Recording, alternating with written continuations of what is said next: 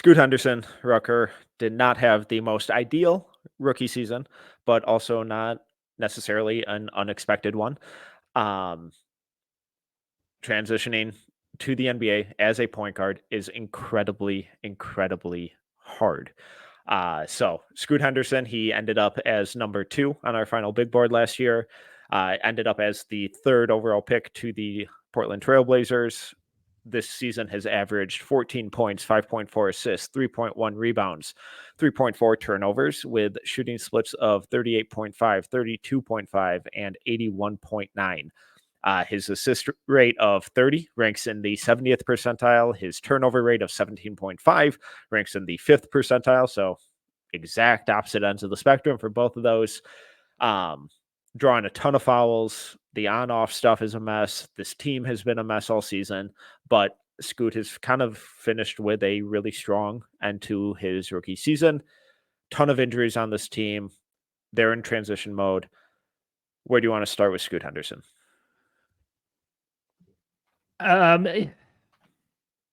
It's tough because the first and second guys had fantastic rookie years. The first one had a holy crap, we haven't seen a year like this in probably a lot of our lifetimes. Second guy looks fantastic. Brandon Miller looked outstanding. I think just what Charlotte needed. It's a very fun offseason for them if they could hit on this draft pick too. So everyone was like, hey, look at what Scoot was hyped with Victor. Everyone was saying Charlotte was idiots for passing on Scoot. And everyone got really panic mode early. But this is why we're always pumping the brakes and being like, gotta wait a while. Gotta wait a couple years. Let's reevaluate. And I was never worried about Scoot. You've had text messages in the air where we're like, Scoot looked rough last night. But I was never like, oh gosh, he's going to be a bust. Because this is the most difficult position, as Metcalf just said. It is so hard to be handed the keys as a teenager at that position and say, show us results right away. It's just not possible. You don't ever, like, Ja Morant was an outlier when he did it, but it's just not realistic. He's also a multi-year college kid. There you go. And I wrote about this in the past. I talked about guys that struggled as rookie point guards, and it's a very eye-opening list. Gary Payton, hopefully some people have heard of him. 7 points a game his rookie year. Shot 45% from the field, 7, 3, and 6. It takes a while for these guys to make the next leap. Like Steve Nash, 3 points a game his rookie year in 10 minutes.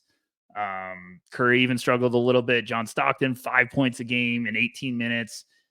All of those guys found that next level to really take that stride forward throughout different times in their career. And Scoot, you can say, hey, they were injured, so they were just letting him play, whatever. His numbers at the end of the year were fantastic.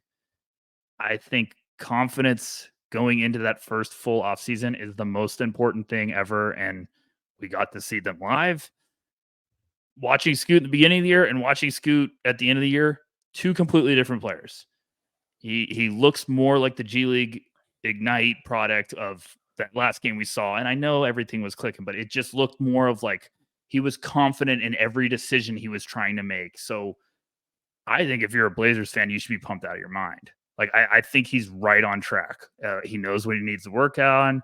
John Hollinger wrote an awesome piece about Scoot, and the quotes that Scoot had in that were very like, this is not a rookie mentality. This is very detailed. He's like, I need to work on finishing with contact. I need to finishing in the lane, like getting some. I was like, it's a very good analysis. So I'm not worried. If anything, I'm impressed with how he took this year's adversity and started to figure it out down the stretch. What about you? Yeah, and we saw growth, and that's what you want to see from young players. Were you better in April than you were in November? And I think he undoubtedly was. And that growth by the game, by the week, by the month is so crucial. And you talked about the confidence, and the work rate and the intangibles and that stuff he's always been lauded for, where you talk to anyone last year coming into the draft is like, this dude is a pro. He is 18 years old and he is already a pro. He's a leader. All he thinks about is basketball. All, eat, sleep, breathe basketball. He wants to be great. And those are the guys that you want to bet on, that are make it really easy to believe in.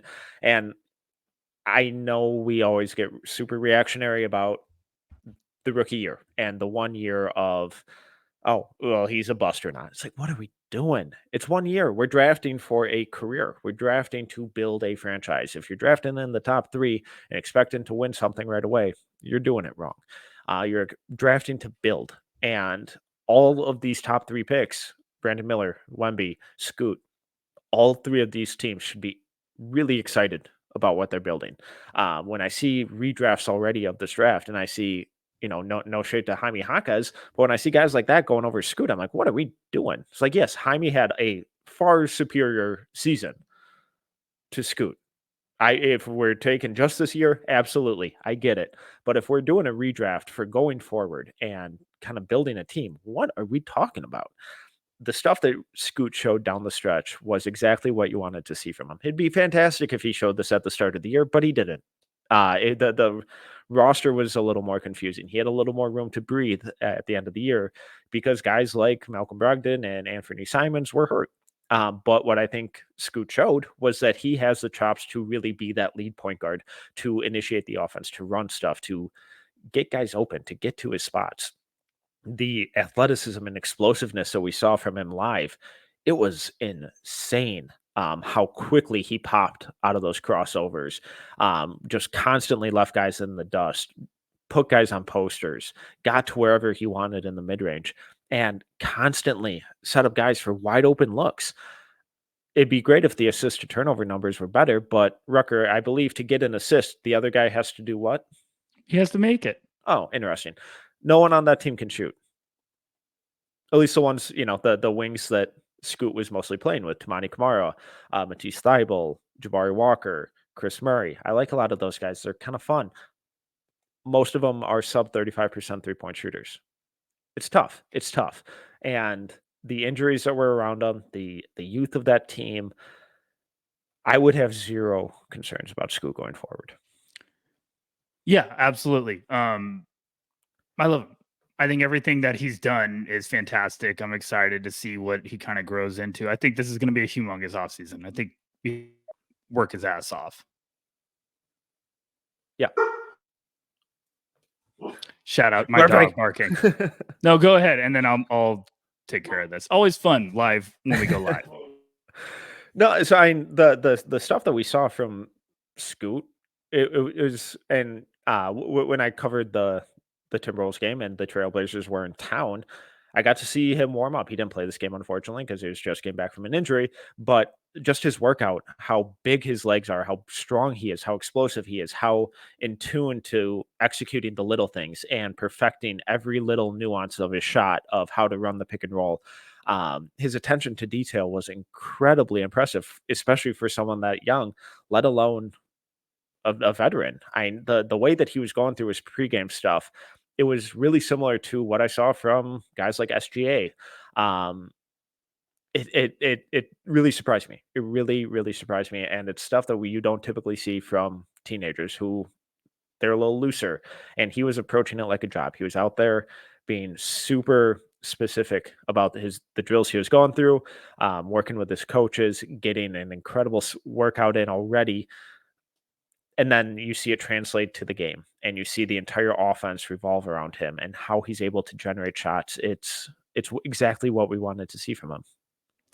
Yeah, it's the intel we heard. The whole process was like, it's the best intel we've heard from like a prospect. It was like, no questions asked, relentless worker. He's going to figure it out. And that's why I think none of us were really worried about it.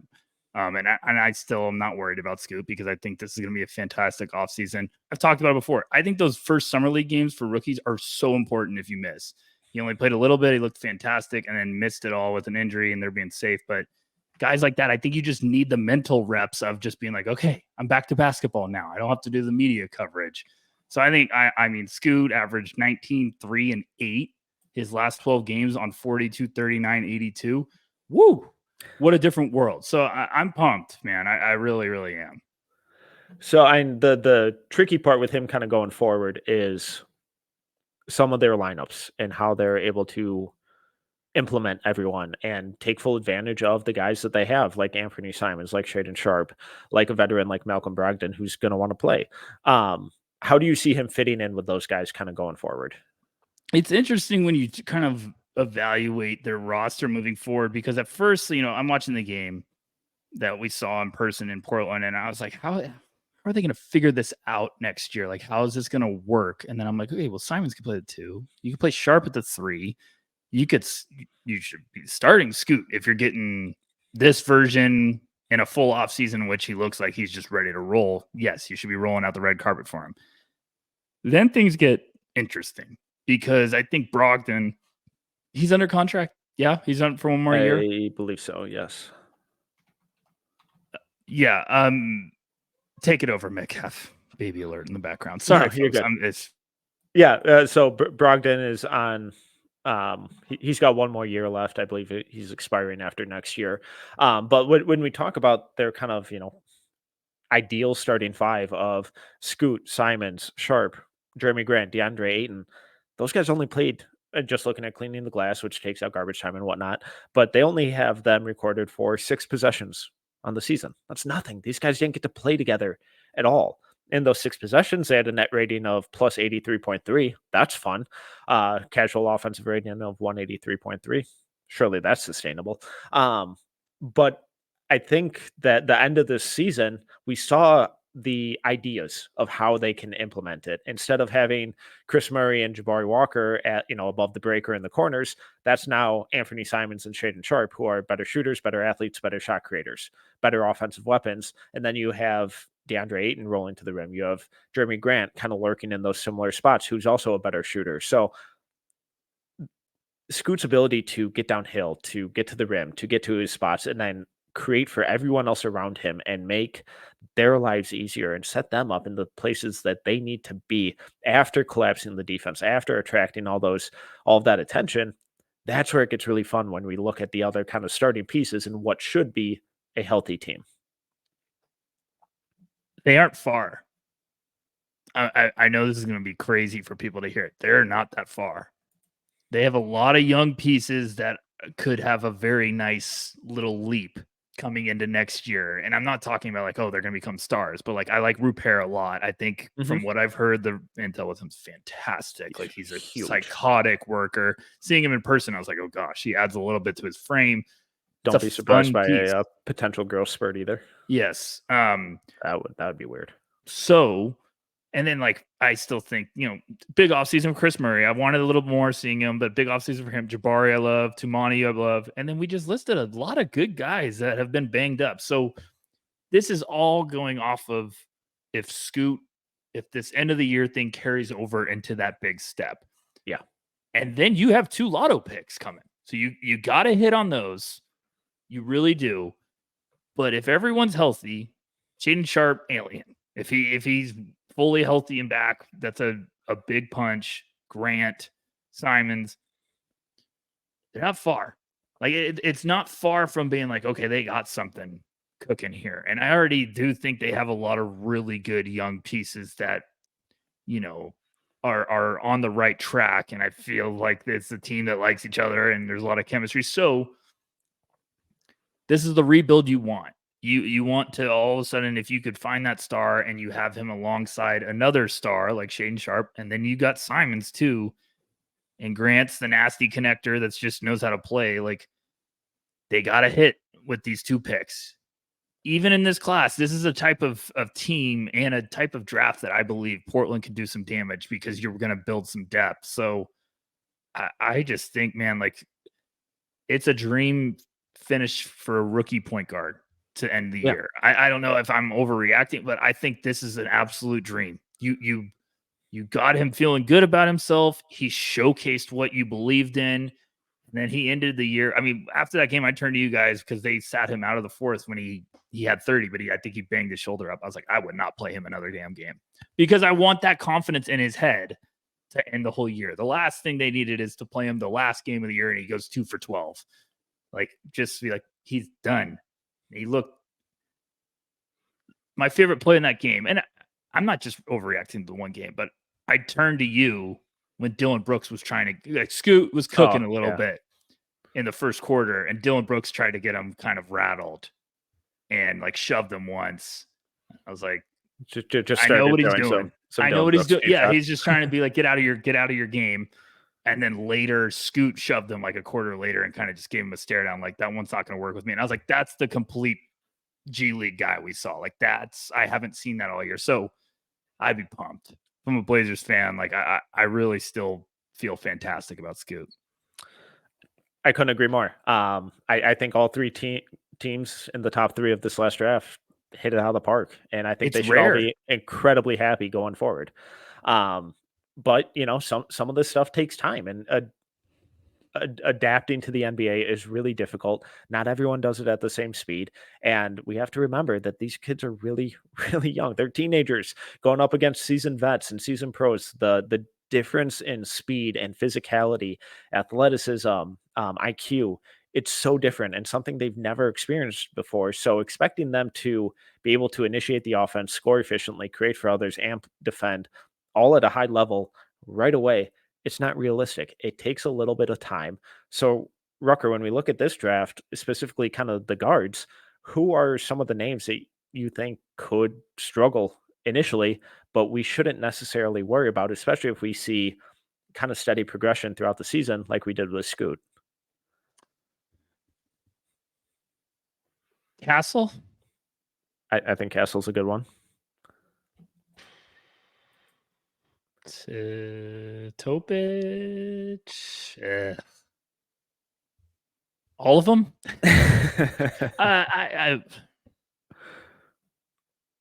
Man, who's the good ones though? Because I could really go down the list and be like, okay, all of them. But Right. I also think it's just like point guards. So I think you're thinking Rob, you're thinking Topic. Castle would probably be my number one. What about you?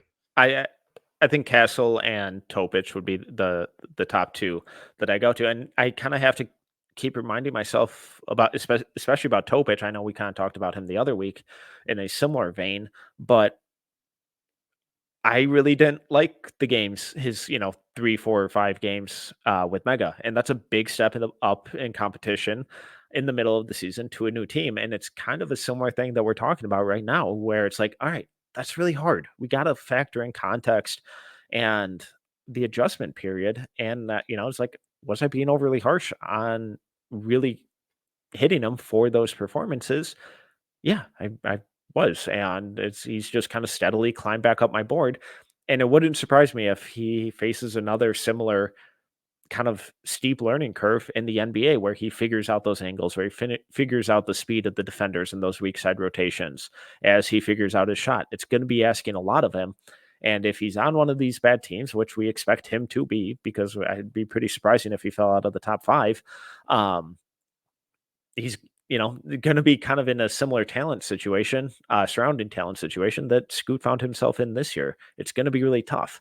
So I think he kind of jumps to the top of the list for me there. And then Castle's probably a very close second. I'm agreeing. I think Topic is there. He's been cleared. I've been wanting him to get back. I'm ready. Like, stop talking about it. Get back on the court. Because at this point, just either tell us you're not going to play or get back and show us some stuff. So I think Topic is a good one. I really do. So spot on. Okay. Love it. Let's pull up the wheel to figure out who we got next week. All right. Here we go. Getting down. We don't have a lot. We don't have a lot left. Some big names there, though. There are.